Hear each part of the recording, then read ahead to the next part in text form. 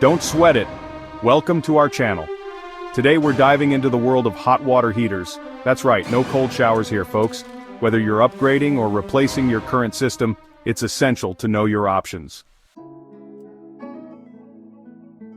First up, we've got your classic tank water heaters, also known as storage water heaters. These are the workhorses you've probably seen in basements and utility rooms for years. They're big, they hold a lot of hot water, and they get the job done. We're talking 40, 50, even 80 gallons of hot water ready to go at a moment's notice. Now these guys use a heating element or burner to keep that water at the temperature you set. Think of it like a giant thermos, constantly working to make sure you've got hot showers whenever you need them. Now the good thing about tank water heaters is their reliability. They've been around forever, and the technology is tried and true. Plus they're generally easier and less expensive to install compared to some of the newer kids on the block. If you're on a budget and need something that's not going to break the bank, a tank water heater is a solid choice. But, and this is a big but, they do have their drawbacks. First off, they take up a lot of space. If you've got a small house or limited storage, that big old tank can be a real pain, and because they're constantly heating and reheating that water, they can be energy hogs, especially if they're not properly insulated. That's right, all that heat escaping means wasted money on your energy bills. Not to mention, you're always limited by the tank's capacity. Run out of hot water in the middle of a shower? Well, you're stuck waiting for the tank to refill and heat up again. Not exactly ideal, right? Next up, we're talking tankless water heaters. These are the sleek, modern alternative to those bulky tank models. Instead of storing gallons of hot water, tankless heaters, also called on-demand heaters, heat water instantly as you need it. Think of it like having a tiny power plant for hot water right in your home. Now the beauty of tankless heaters is their efficiency. Since they only heat water when you turn on the tap, you're not wasting energy keeping a giant tank hot 24/7. That means lower energy bills and a smaller carbon footprint. Plus, they're much smaller than tank heaters, so they take up less space. You can even get some models that are small enough to fit under a sink. But, and you knew there was a but coming, tankless heaters aren't perfect. First off, they come with a higher upfront cost. You might save money on energy bills in the long run, but that initial investment can be a hurdle for some homeowners. And because they only heat water on demand, they can struggle to keep up if you're running multiple appliances at the same time. Imagine this, you're in the shower, the dishwasher's going, and someone flushes the toilet. Suddenly that hot shower might turn into a lukewarm surprise, not exactly what you want, right? Now if you're really serious about saving energy, heat pump water heaters are where it's at. These bad boys use electricity, but in a much smarter way than your standard electric heater. Instead of directly heating the water, they act like a refrigerator in reverse. They pull heat from the surrounding air or ground and use it to warm up your water. It's like magic, but with science. Because they're moving heat instead of generating it, heat pump water heaters are incredibly efficient. We're talking about 2 to 3 times more efficient than traditional electric heaters. That means lower energy bills and a smaller impact on the environment. Plus, they can provide hot water even in colder climates, although they might need a little help from a backup heating element when temperatures really plummet. But, and you knew there had to be a but, heat pump water heaters come with their own set of considerations.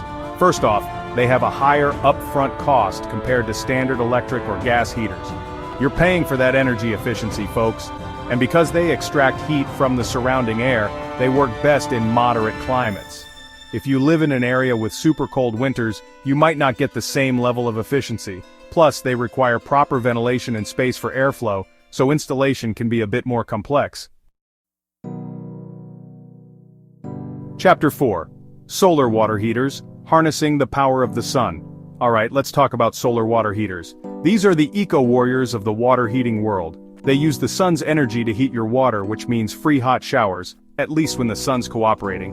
Now, solar water heaters typically consist of solar collectors, usually mounted on your roof, and a storage tank. The collectors absorb sunlight and transfer that heat to a fluid which then heats the water in the tank. The biggest benefit of solar water heaters is their environmental friendliness. They use a renewable energy source, reduce your reliance on fossil fuels, and can significantly lower your carbon footprint.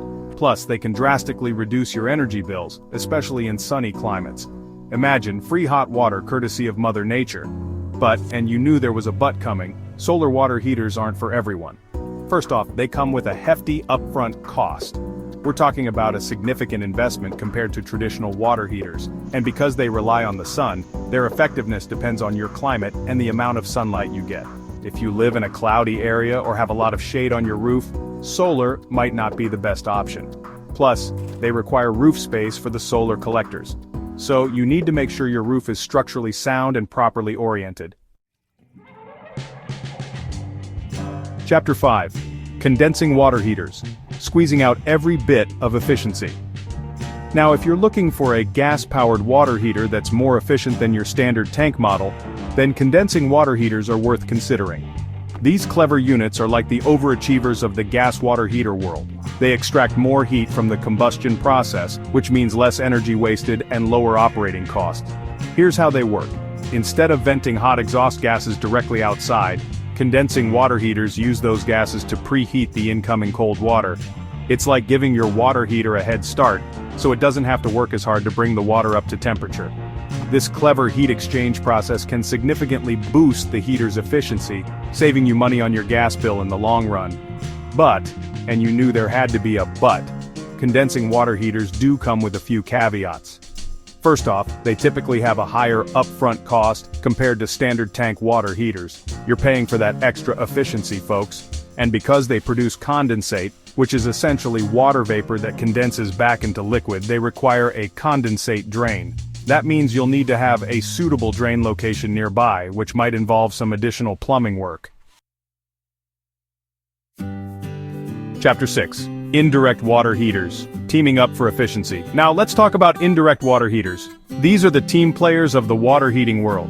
They don't generate heat themselves but instead rely on your home's existing heating system, like a boiler or furnace, to do the heavy lifting. It's like having a built-in partnership for hot water. Here's how they work. Indirect water heaters use a heat exchanger, which is basically a coil or tank within a tank, to transfer heat from your boiler or furnace to the water. So, instead of your boiler just heating your home, it's also providing you with hot water. It's a 2-for-1 deal. The biggest advantage of indirect water heaters is their efficiency, especially if you already have a high-efficiency boiler or furnace. Since they're not using a separate burner or heating element, they can be incredibly energy efficient, saving you money on your energy bills. Plus, they tend to be very quiet and long-lasting, as they have fewer moving parts compared to other types of water heaters.